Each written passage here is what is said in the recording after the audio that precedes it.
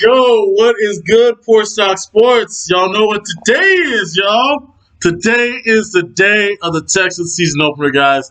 And I gotta tell you, man, I am amped the fuck up, y'all. I'm not only doing this as a pregame show, I'm doing it as a season spotlight to you guys. So, y'all, I'm gonna give y'all my prediction not only for tonight's game, but for the whole season. Texans strengths and weakness before we head into tonight's game versus Kansas City, guys. Team strengths, draft class, who's starting and where, who's in, who's out tonight, guys. Y'all, thank y'all so much for tuning in. Let's get it.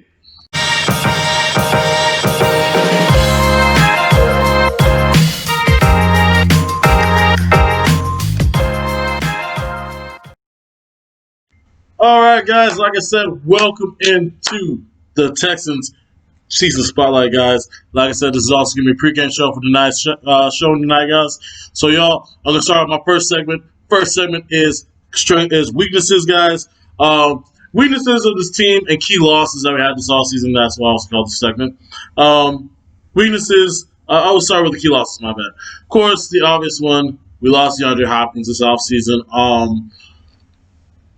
Not really a loss, but God, for the love of God, traded away.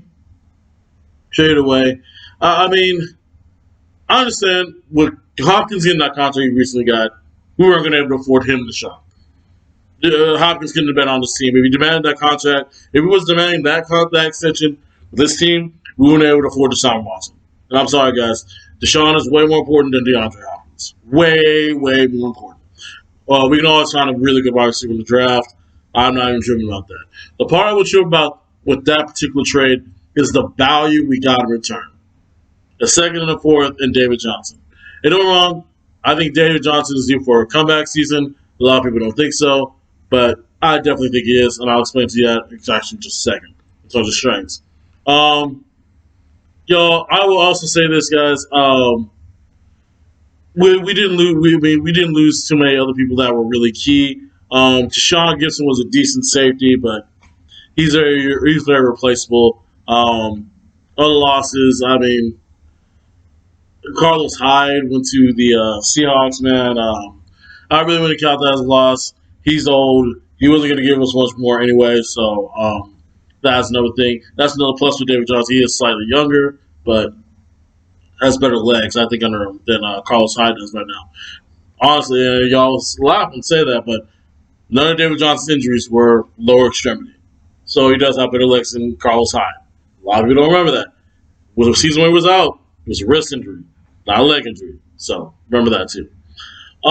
Weaknesses for my team. I mean, the good thing about this, I never have to do any fucking research. This is my favorite team. Weaknesses of this team, guys, it's got to be the secondary, man. I said that funny for a lot of teams, actually, that I previewed this offseason. Honestly, dude, this wasn't really that strong of a secondary class, in my opinion. And honestly, there's not really a lot of good quality corners out there in the league right now. But we'll see what Lonnie Johnson develops into. We could have a very solid secondary, but Garyon Conley starting the season on IR is not good. He's on IR designated to return, but we'll see how that happens.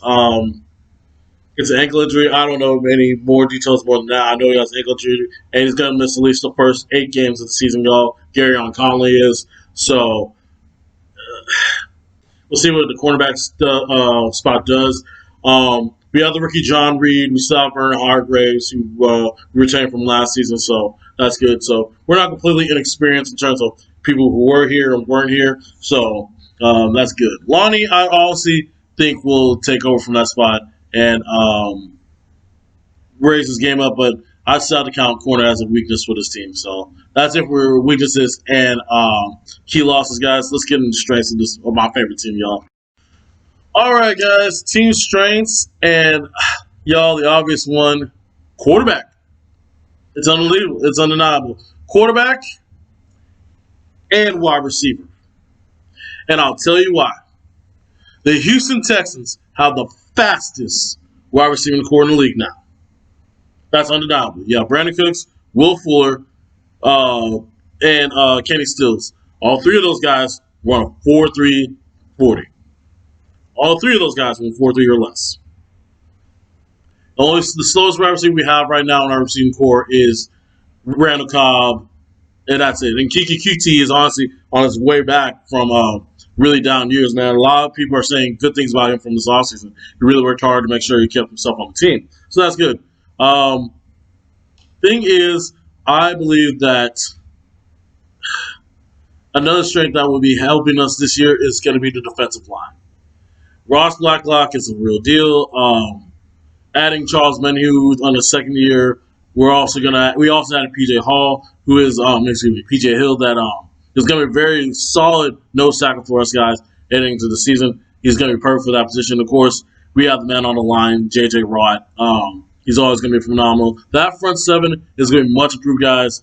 We're going to be able to stop the run better. I think we'll actually be able to get to the quarterback better too this season. Jonathan Grenard, rookie out of Florida, is somebody y'all need to watch out to. And honestly, I believe we'll start opposite of Whitney Merciless eventually because he's not somebody that should be a backup. I think he should be starting opposite of Whitney Merciless. So I hope they put him. I heard they've been putting him at the right outside linebacker because Whitney usually plays left. But they have right now as Whitney's backup, and I will prefer him actually starting on the right side opposite of him and over Brenton Scarlett.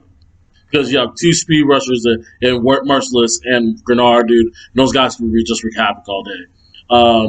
Middle linebackers are always secure. We got Bernard McKinney coming back. We already signed up, luckily, Zach Cunningham, which I was worried about too, because he's going to be a key piece of this team too as well, man. Of course, the big one, Deshaun Watson re-signing, man. Oh my goodness, I could not tell you how elated I was to finally see that, guys.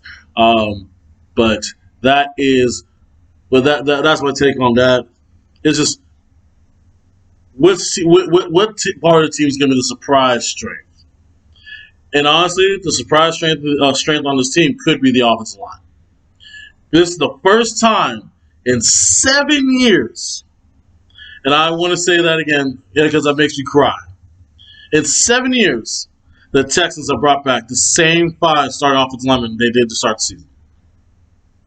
The first time in 7 years.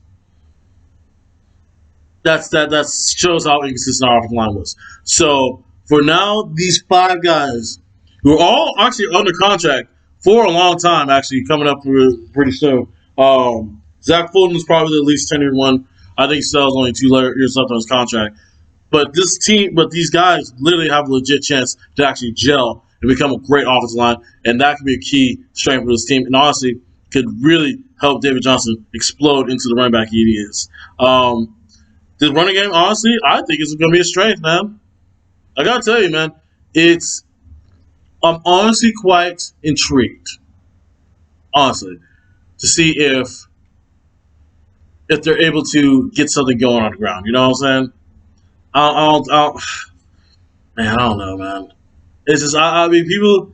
Don't get me wrong, David Johnson's up there. He hasn't shown quite the same as he used to, but man, he was running behind a really terrible offensive line in Arizona. So let's see how he does against a much improved offensive line, guys.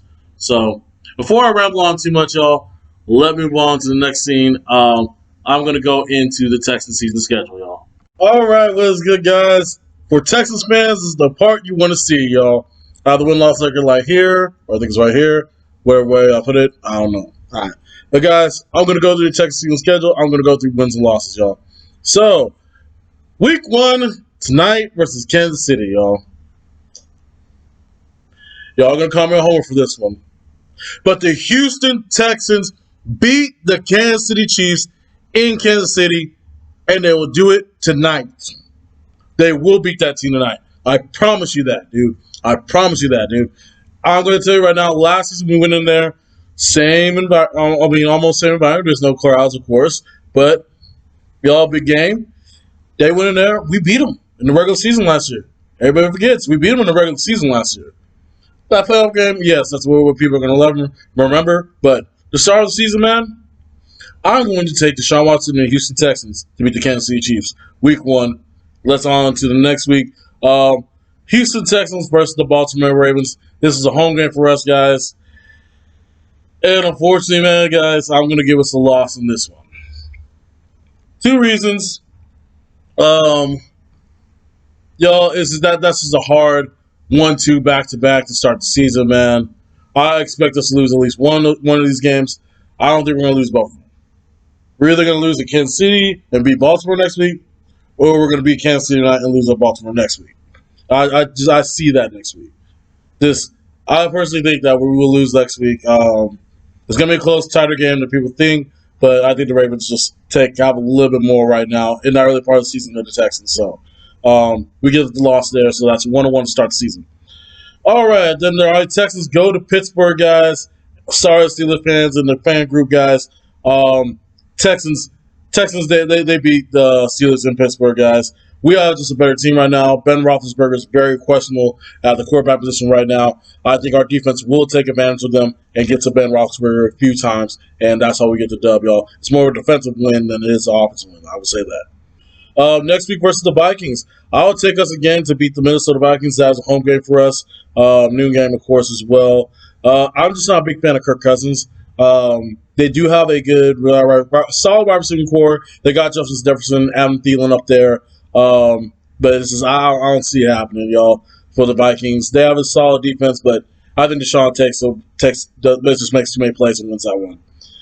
Next week after that, Houston versus Jacksonville. Of course, I'm taking the Texans on that one. Home game for Texans, excuse me. Jacksonville's a mess right now. Jacksonville, I mean, they released Leonard Fournette. They honestly don't have a running back right now. They don't have a defense. I mean, their defense is questionable, dude. Just there's a lot of dissension in our organization, so Texans win that one. Excuse me. Next week, all right. Texans and Titans, guys. Texans at Titans. I'm going to give us a loss in this one. Because, y'all, one thing I know, unfortunately, man, is that Vrabel's going to get Bill O'Brien once. Why not be at home early on in the season and we take the L on that one, y'all. I just see, I don't know. For some stupid ass reason, I think Bill O'Brien's going to fuck us in one of those games and call something stupid, and we're going to lose to Tennessee for that game. So I am taking the Titans to actually beat us in that game. So that actually brings us out to 4-2 to start the season. That's not bad at all to actually start the year. All right, then we're home again versus the Green Bay Packers, man. Man, I went back and forth on this one, man. I gave it to the Packers, man. That moves us down to 4-3. Just, I think we barely lose that game, but it's like by maybe a field goal or some bullshit like that. I feel there's a bad feeling about that game. It's a home game though, so I won't be surprised if we did pull out the victory. But I'm going to give us a loss in that one. That brings our record to 4-3 right now, guys. Okay. Next week at Jacksonville. I don't care where it's here or there. We're going to beat Jacksonville anywhere. So that's 5-3 for us right there. We're going to Cleveland. That's a dub for us. Cleveland, I don't trust right now. I mean, they have to show me good coaching up there. I mean, at some point, but I don't think they have it. So that's another one for us. That brings us to 6-3, guys. 6-3. Next week versus New England Patriots. The New England Patriots, man. I went back and forth on this game. This is a home game for us, but I have us winning this one just for the simple reason that Cam Newton is down to make his mistakes. I think we have his number for the most part of his career. To me, I just think the Patriots, don't get me wrong, they'll be solid. They'll really be good this year. They'll be contending for the playoffs, of course, because there's 7 playoff seeds now. So there will be a good playoff contending team. But I see my Texans being the superior team in this match. So I give us the win in that one. So that brings us to 8-3. Listen. Next week at the Lions. I take my Texans to win that one. I really am. Texans win that one simply because the Lions they don't have the guns to match up with us. So I take them in the win in that one. That brings us to 9-3. All right, Colts at Texans. I'm taking my Texans again. That is a very improved Colts team, but Philip Rivers is a turnover machine. He really is, man. I don't know how people don't see that. People say that they're going to be a much improved team and they're going to be just that much more dominant than us. I don't really see that. They will have a good running game, which will be dangerous between Marlon Mack and Jonathan Taylor, the rookie. So that I really think Jonathan Taylor is going to take over that spot eventually over Marlon Mack. So but I actually still give us the win in that one because they're going to be a running team. I see more this season for the Colts, and our defense I think will be ready for that. So I will give us the win in that one. That brings us to 9-3. Next week after that, at Chicago, I'm taking the Texans, dude. Chicago has started Mitchell Trubisky. I don't know if this is going to be Nick Foles at this time of the year. This is going to be late in the season, guys. So I will take the win for us there. That brings us to 10-3. All right, guys. Next week, we face the Colts again. I'll let them have this one. That brings us to 10-4. I'll let the Colts have that one because, once again, I think Bill O'Brien will do something to screw that up. And we'll be able to take. It'll be a close game, but we barely lose that one, guys. But I will take the Colts in that one. Then next week we have the young Bengals team. We win that simply because we're just a more experienced team. I really don't see too many rookie quarterbacks really doing anything special. Although this is going to be late in the season, so let's see how good Joe Burrow is. But these guys didn't have a full offseason, also the learning curve is going to be a lot steeper for these rookie quarterbacks. So I definitely give us a win in that one. But last but not least, the final game of the season versus the Tennessee Titans. This could well be for the division title. So, y'all, I went back and forth on this one too. But I'll give the Texans a victory in this final game of the season, y'all. That brings us to a season record of 12-4, which the Texans have done before, guys. So don't y'all be out there saying that the Texans don't have chances here. I'm hearing people say that we are a 7-9 team, an 8-8 team, guys. But people don't realize one thing. We have Deshaun Watson. Deshaun Watson is that Michael Jordan-esque type player that, you can't deny his skills. His ability as a quarterback to manage his team is, honestly, he's one of the best fourth quarter quarterbacks in the league right now. So, y'all, you got to realize, we may have Billy O, but we also have Deshaun Watson, and Deshaun Watson makes up for just about anything stupid Bill O'Brien will do. So, don't get me wrong, I think Bill O'Brien will do some stupid stuff. We'll lose some games this year, but I think for the most part, we go 12-4, win the division title this year again. Now, as for the playoffs, I don't know. I don't know. It's depending on who we face in the first round, but I don't know. We can make it again to the second round, but y'all, to me, if we don't get to, at the very least, the second round, I think Bill O'Brien's got to go. And honestly, in my personal opinion, I think he should go if we don't even make it to the AFC Championship game. Because what I'm afraid of is being stuck in football purgatory. We're stuck in that purgatory range where our team is good enough to make the playoffs. Our team makes the playoffs, but there's always some disastrous loss in the playoffs, and we just can't shake that, man. And the fact that the owner is seeming hella reluctant right now to let go of Bill O'Brien of his duties, I mean, we'll see, man. But if it goes down to it, man, to me, if he doesn't make it past the first round, dude, he should be fired, man. Honestly, just Billy O to me. I mean, I question his football mind sometimes, but we'll see, y'all. But guys, once again, thank y'all for tuning in, y'all. Always like and subscribe to the YouTube channel, guys. I thank y'all so much, and God bless. Thank you, guys.